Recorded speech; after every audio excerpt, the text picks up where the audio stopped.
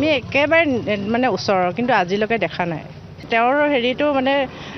চাহাবী style আৰু বুথৰ মানুহৰ লগত কোনো সম্পৰ্ক নাই মই তেখেতৰ ঘৰৰ ওচৰতে আজিলৈকে তেখেতে মোক চিনি নাপায় মোক নামো নাজানে মোক একো কয় চবতকৈ ডাঙৰ কথা এই বুথটোত তেওঁৰ পৰিয়ালৰ প্ৰায় 100ৰ পৰা 120টা ভোট আছে তাৰপিছতো তেওঁ এই ভোটটোত পৰাজিত হৈছে তেওঁ এজন অতি অহংকাৰী ব্যক্তি তেওঁ সকলোৱে জানে তেওঁ আমাৰ এই বুথটোৰ তেওঁ যদিও বাসিন্দা কিন্তু তেওঁ এই সকলোৱে কৈছে তেওঁৰ ঘৰটোত থকাৰ কথা নেদেখে কিন্তু মই তেওঁৰ দলৰ লগত আগতে জড়িত আছিলোঁ আপোনালোকে জানে তেওঁ এই ঘৰটোত আজিলৈকে থাকিয়ে পোৱা নাই তেওঁ থাকিলে ইয়াৰ পৰা 100 মিটাৰ দূৰত আৱৰ্ত ভৱন থাকে তাত থাকে যদি নিৰ্বাচনৰ সময় হয় তেওঁ এটা বাংলো আছে বাংলোটোত থাকে আৰু তেওঁ নিজকেতো তেওঁ চাহাব বুলিয়ে ভাবে তেওঁৰ পত্নীও এগৰাকী মেম সেইকাৰণে তেওঁ তেনেকুৱা ধৰণৰ তাত থাকে তেওঁ কোনো মানুহ তাত যাব নোৱাৰে তাত দাৰোৱান থাকে দাৰোৱানে মানুহ তাত সুধি পেলাইহে সোমাব পাৰে কোনো কাৰো লগত তেওঁৰ হেৰি নাই তেওঁ ভাবিছিলে মই চিধাই CM হৈ যাম এইবাৰ তেখেতে যেতিয়া MLA ইলেকশ্যন কৰিছে ৰাইজৰ প্ৰতিনিধি হৈছে তেওঁ এটলিষ্ট ওচৰৰ মানুহখিনিৰ লগত অকণমান চিনাকি হ'বলৈ তেওঁ মানি লৈছোঁ দূৰত থকাৰ কাৰণে ওচৰৰ মানুহে তেখেতক চিনি নাপায় বা তেখেতেও কাকো চিনি নাপায় আমি কিন্তু তেখেতক চিনি পাওঁ নোপোৱা নহয় তেওঁহে নাপায় তেখেত কিন্তু কাৰো লগত মিক্স আপ কৰিবলৈ চেষ্টা এটাও নকৰিলে গৌৰৱ গগৈৰ কথা তেনেকুৱাটো সেইটোতো দূৰৰে কথা কোনোবাই তেখেতক সহায় বিচাৰি যাব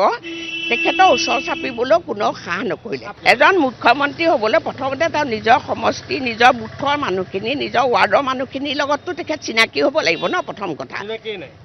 আৰু যেতিয়া যিদিনা ইলেকশ্যন যায় সেইদিনাখন তেখেতসকলৰ তাত মানুহ ভাড়া কৰি আনি ৰাখিবলগীয়া অৱস্থা এটা হৈছে গৌৰৱ গগৈ এবাৰ 10 নং ৱাৰ্ডৰ দেৱীচন্দ বৰুৱা ছাত্ৰী উচ্চতৰ মাধ্যমিক বিদ্যালয়ত তেওঁ ভোটদান কৰিছিলে তেওঁ বুথ আছিলে 52 নং বুথ আৰু আটাইতকৈ গুৰুত্বপূৰ্ণ কথা যে গৌৰৱ গগৈয়ে যোৰহাট সমষ্টিত পৰাজিত হোৱাৰ লগতে তেওঁ নিজৰ বুথত 52 নং বুথতো তেওঁ পৰাজিত হৈছে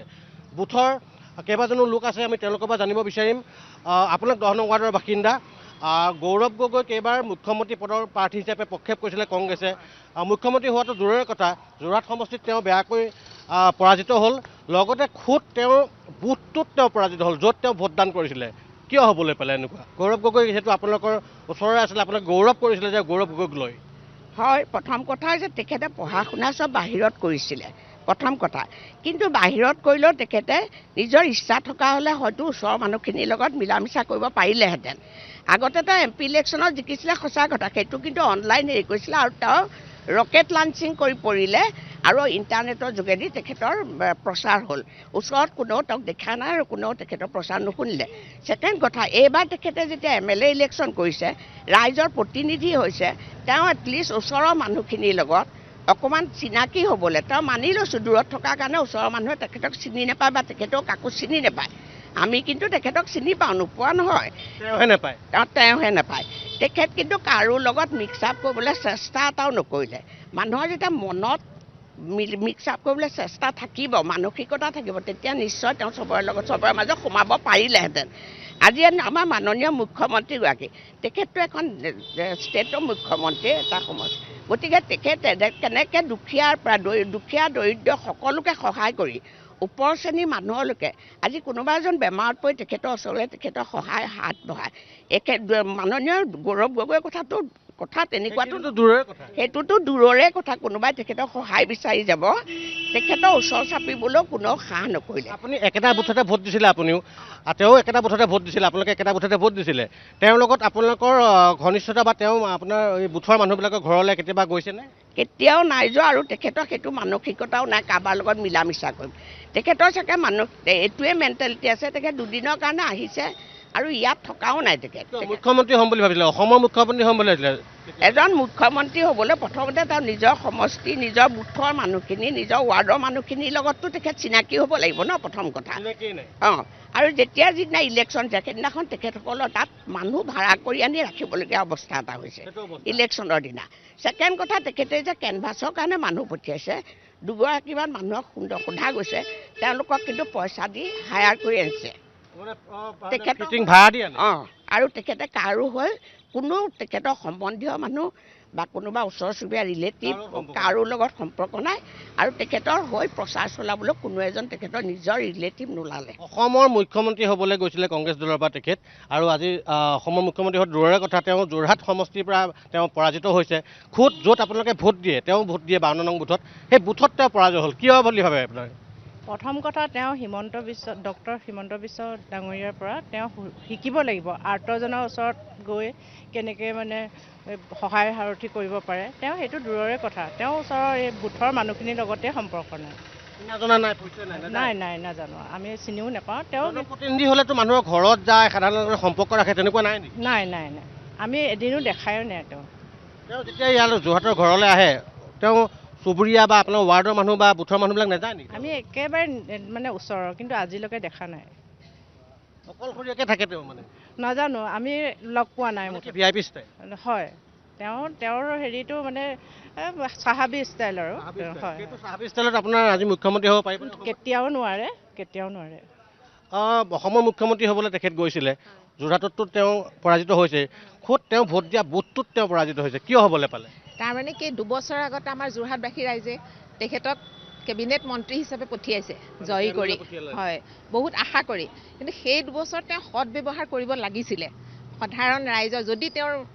লক্ষ্য আছিলে যে মই CM হ'ম সেইকাৰণে তেওঁ মানে কি সকলোৰে লগত মিলাচাপ কৰিব লাগিছিলে মিলামিছা আমাৰ সাধাৰণ ৰাইজৰ ওচৰলৈ আহিব লাগিছিল অভাৱ অভিযোগ কি সেইখিনি সুধিব লাগিছিলে কিন্তু সেইটোতো নায়েই তেওঁ হুঁৱে বায়ে মাথো কেইজনমান মানুহ লৈ ঘূৰে মানে আহে ইলেকশ্যনৰ 10 দিনমান আগত আহিছে আহি কোনো কাৰো লগত তেওঁৰ হেৰি নাই তেওঁ ভাবিছিলে মই চিধাই CM হৈ যাম কিন্তু সেইখিনি তেওঁ আচলতে আমাৰ চৰকাৰৰ পৰা শিকিব লাগিছিলে BJP চৰকাৰৰ পৰা মানে হঠাৎ ইলেকশ্যনৰ 10-15 দিন আগতে যোৰহাটৰ তেওঁ এই ঘৰ আহিছে আহি পেলাই সেই নাজানো আৰু তেওঁলোকৰ কোনোবা আহিছে মিটিং বাকী তেওঁলোকৰ 3 গগৈ আহিছে মিটিং কৰিছে কিন্তু কোনো বোলে আমি বোলে বুথত যাওঁ কেম্পেইন কৰোঁ আৰু 2জনমান মানে ল'ৰা ছোৱালী কেম্পেইনিঙত গৈছে বহুতে পঠিয়াই দিছে যে আমি গৌৰৱ গগৈ চিনি নাপাওঁ ওচৰৰ মানুহ ফ্ৰণ্টৰ মানুহে পঠিয়াই দিছে আমি গৌৰৱ গগৈ চিনি নাপাওঁ কিয় ক'লে সেইটো কথা কাৰণ তেওঁ কাৰো লগত নিজৰ বুথৰ পৰা তেখেত মুখ্যমন্ত্ৰী হ'বলৈ গৈছিলে আপোনালোকে সহায় কৰিবলৈ হ'লে হয় সেইটোৱে তেখেতৰ আপোনালোকে মুখ্যমন্ত্ৰী হ'বলৈ গৈছিলে আপোনাৰ বুথৰ মানুহজন কিয় সহায় নকৰিলে কিয় তেওঁৰ পৰা আমি একোৱে আশা কৰিব নোৱাৰোঁ কাৰণ তেখেতৰ আগতে দেউতাক আছিলে কোনো কাম নকৰিলে আমাৰ যোৰহাটৰ হয় আৰু এতিয়া মানে আমি হিতেন্দাৰ হেৰিত দেখিছোঁ যে আমাৰ যোৰহাটখন সপোনৰ যোৰহাট জনসম্পৰ্ক নহয় জানো হয় সপোনৰ যোৰহাট হ'বলৈ গৈ আছে ৰাখিব লাগিব বুথৰ মানুহৰ লগতে তেখেতে সম্পৰ্ক নাৰাখিলে বুলি কৈছে যাৰ কাৰণে বুথত তেওঁ এতিয়া ভোটত তেওঁ এবাৰ পৰাজিত হ'ল মুখ্যমন্ত্ৰী হ'বলৈ গৈছিলে অসমৰ তেখেত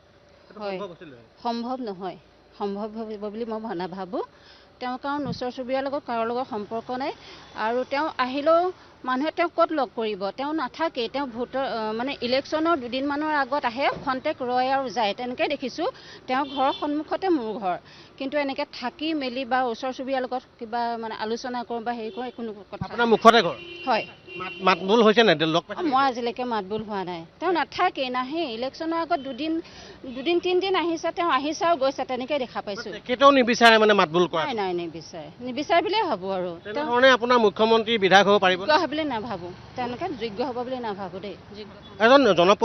জনপ্ৰতিনিধি মানে কি ৰাইজে নিৰ্বাচিত কৰি পঠিয়াই সাধাৰণ সকলোৰে সম্পৰ্ক গৌৰৱ গগৈ নিজৰ বুথত পৰাজিত হোৱাৰ আজি পৰাজিত হোৱাৰ মূল কাৰণ হৈ গণগোপ বিচ্ছিন্ন হৈছে আৰু তেখেতৰ গ্ৰাছৰুটৰ পৰা যিখিনি কৰিব লাগে সেই সকলোখিনি মিষ্টেক কৰিছে আৰু 2 নম্বৰত কোনো মানুহৰ লগত সুসম্পৰ্ক নাই আৰু লোকসভা নিৰ্বাচনত তেখেতক ভাল হিচাপে ৰাইজে বিবেচনা কৰি পঠিয়াবগৈ দিছিলে কিন্তু সেই হিচাপে তেখেতে যিখিনি সদব্যৱহাৰ কৰিছে সেইখিনি নকৰিলে কাম বনৰ পৰা আদি কৰি কোনো মানুহৰ লগততো বাদে কাম বনৰ পৰা বাদে সকলোখিনি তেখেতে জনবিচ্ছিন্ন হৈছে কিন্তু নকৰিলে আপোনালোকৰ খোদ ৱাৰ্ডৰ খোদ বুথৰ মানুহৰ লগতো কোনো সম্পৰ্ক নাই বুথৰ মানুহৰ লগত কোনো সম্পৰ্ক নাই মই তেখেতৰ ঘৰৰ ওচৰতে আজিলৈকে তেখেতে মোক চিনি নাপায় মোকতো নামো নাজানে মোক একো কথাই নাজানে মইতোতো এইটো বুথৰ প্ৰেচিডেণ্ট নাপায় আপোনালোকক নাজানে এনেকৈ জনপ্ৰতিনিধি হ'বলৈ যায় যে যি বুথৰ ঘৰৰ সন্মুখৰ মানুহক চিনি নাপায় সন্মুখৰ কাষৰ মানুহক চিনি নাপায় এনেধৰণে মুখ্যমন্ত্ৰী হ'বলৈ গৈছিলে তেখেত প্ৰথম কথাটো হ'ল তেখেতৰ যিটো পৈতৃক সম্পত্তি তাত থাকে নাই বাৰু তেওঁ এৰাতি কথাই পাইছেনে বাৰু তেওঁ কৈছে বাইদেউ তেওঁৰ ঘৰৰ সন্মুখত তেওঁ যদি ৰাতি থাকিলে ৰাতিপুৱা বাইদেউক দেখিলেহেঁতেন তেওঁ দেখিবলৈ তেওঁ নাথাকে তেওঁ যোৰহাটলৈ আহিলেও চাকিত হাউচত থাকে বা বেলেগ ঠাইত থাকে পৈতৃক সম্পত্তি নাথাকে 10 নম্বৰ ৱাৰ্ডটো এটা সন্মানীয় ৱাৰ্ড তাত সমস্যা নাই বুলি আমি নাই কোৱা সমস্যা আছে সমস্যা লাহে লাহে সমাধান হৈছে তেওঁ আমাৰ কি সমস্যা সুধিবলৈ আমাৰ ঘৰলৈ আহিছেনে কাৰোবাৰ ঘৰত ল'ৰা এজন খুব ভালকৈ মেট্ৰিক বা হায়াৰ ছেকেণ্ডেৰী পাছ কৰিছে তেওঁ খবৰ লৈছেনে কাৰোবাৰ ঘৰত কাৰোবাৰ বিয়োগ হৈছে তেওঁ খবৰ লৈছেনে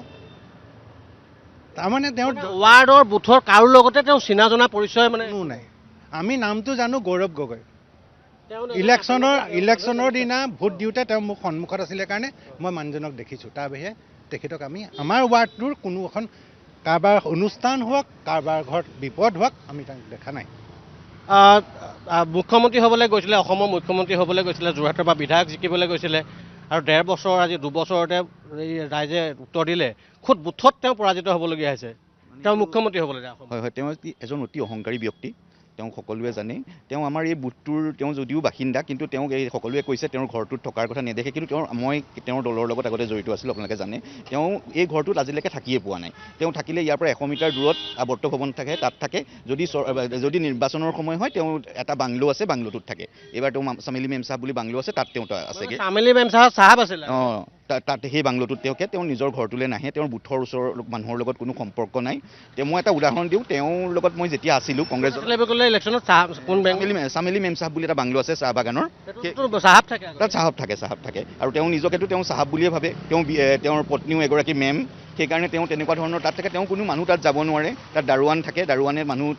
তাত সুধি পেলাইহে সোমাব পাৰে। আমি এতিয়া কংগ্ৰেছৰ যিসকল আমাৰো চিনাকি ব্যক্তি আছে, তেওঁলোকৰ পৰা গম পাইছোঁ যে তেওঁলোকেও লগ নাপায়। তেওঁ তাত লগ নাপায়, ফোনত লগ নাপায়। আৰু সেইবোৰ আৰু আমাৰ আমি ইয়াত গণেশ পূজা পাতোঁ, আমাৰ ইয়াতে আপোনাৰ ফাকুৱা উৎসৱ হয়। এইবিলাক উৎসৱত তেওঁতো কোনোদিনে সেইবিলাক আচলতে তেওঁ অহাটো নাই, গমেই নাপায় ইয়াত যে তেনেকুৱা উৎসৱ হয়। আৰু তেওঁলোকে এই বাইদেউহঁতটো তেওঁলোকৰ একদম ঘৰৰ সন্মুখৰ, এই বাইদেউহঁতৰ লগতে কোনো ধৰণৰ তেওঁ চিনাকি নাই। তাৰপিছত তেওঁ বুথত কেনেকৈ ভোট পাব? আৰু লগতে চবতকৈ ডাঙৰ কথা, মুখ্যমন্ত্ৰী হোৱাৰ সপোন দেখিছে, তেওঁ বুথত তেওঁ পৰাজিত হৈছে। আৰু চবতকৈ ডাঙৰ কথা, এই বুথটোত তেওঁৰ পৰিয়ালৰ প্ৰায় 100ৰ পৰা 120টা ভোট আছে। তাৰপিছতো তেওঁ এই ভোটটোত পৰাজিত হৈছে। সেই কথাটোৱে কি সূচায়? পৰিয়ালৰ মানুহেও ভোট দিয়া নাই। এইটো একদম মানে আপোনাৰ ইয়াৰ পৰা জল পট কথা। অতি গুৰুত্বপূৰ্ণ কথা। মই সমগ্ৰ ৱাৰ্ডটোৰ কথা নকওঁ, এটা ৱাৰ্ডত 10টাকৈ বুথ থাকে। ইয়াতে এতিয়া এই ৱাৰ্ডটোত 2টা বুথ আছিলে, 52 নং বুথ আৰু 51 নং বুথ। 52 নং বুথত গৌৰৱ গগৈ ভোট আছিলে, তেওঁ প্ৰয়াত পিতৃ তৰুণ গগৈ দেৱীয়েও ভোট দিছিলে। আৰু এই যোৰহাটৰ ৱাৰ্ডটো 10 নম্বৰ ৱাৰ্ডটো অতি সন্মানীয় ৱাৰ্ড হিচাপে কোৱা হয়। VVIP প্ৰয়াত বিজয় কৃষ্ণ সন্দিকৈ ইয়াত ভোট প্ৰদান কৰিছিলে। আৰু এতিয়া যোৰহাটত এইবাৰ যোৰহাটৰ পৰা বিধায়ক হিচাপে তেওঁ অৱতীৰ্ণ হৈছিলে গৌৰৱ গগৈ, আৰু তেওঁ মুখ্যমন্ত্ৰী হ'বলৈ গৈছিলে। কিন্তু এইসকল লোক খুদ বুথটোৰ তেওঁ ঘৰৰ সন্মুখৰ, ঘৰৰ কাষৰ একেবাৰে চুবুৰীয়া। তেওঁলোকে গৌৰৱ গগৈ দেখে কেতিয়াবা, তেওঁলোকে গৌৰৱ গগৈ তেওঁলোকক চিনি নাপায়। গৌৰৱ গগৈ তেওঁলোকৰ লগত কোনোদিন মাতবোল কৰি পোৱা নাই। আৰু যোৰহাটত থকা তেওঁৰ ঘৰটোত তেওঁ এদিনো থাকি নাপায়। কেতিয়াবা এদিন আহে, হয় তেওঁ আৱৰ্ত ভৱনত থাকে। এইবাৰ নিৰ্বাচনটো অতি গুৰুত্বপূৰ্ণ কথা যে চিনামৰা অসম চাহ নিগমৰ চৌহদত চামেলি মেম চাহাব বেংলো বুলি এটা বেংলো আছিলে। সেই বাংলোটোত তেওঁ আছিলে, আৰু যিটো বাংলোত এসময়ত চাহাব বসবাস কৰিছিলে। আৰু এইবাৰ নিৰ্বাচনত চিনামৰা চাহ বাগিচাৰ চামেলি মেম চাহাব বাংলোত চাহাবী ষ্টাইলত তেওঁ নিৰ্বাচন প্ৰচাৰ চলালে বুলি এইসকল লোকে কৈছে। আৰু চাহাবী ষ্টাইলত নিৰ্বাচনী প্ৰচাৰ চলাই তেওঁ বিধায়ক হোৱাৰ সপোন দেখিছিলে, মুখ্যমন্ত্ৰী হোৱাৰ সপোন দেখিছিলে, যাৰ বাবে এইসকল ঘৰৰ চুকৰ লোকে কৈছে যে তেওঁ পৰিয়ালৰ প্ৰায় 150 ভোট আছিলে, কিন্তু সেই পৰিয়ালৰ 150 ভোট তেওঁ লাভ কৰিছে নে নকৰিছে সেয়া ডাঙৰ প্ৰশ্ন। আৰু এনেকৈয়ে গৌৰৱ গগৈয়ে মুখ্যমন্ত্ৰী হ'বলৈ গৈছিলে, আৰু যাৰ বাবে আজি এইসকল চুবুৰীয়া লোকে তেওঁ দেখি অহা যিখিনি কৰ্মকাণ্ড তেওঁলোকে প্ৰকাশ কৰিলে। কেমেৰা পাৰ্চন গণেশৰ সৈতে যোৰহাটৰ পৰা প্ৰদীপ বৰা, নিউজ লাইভ।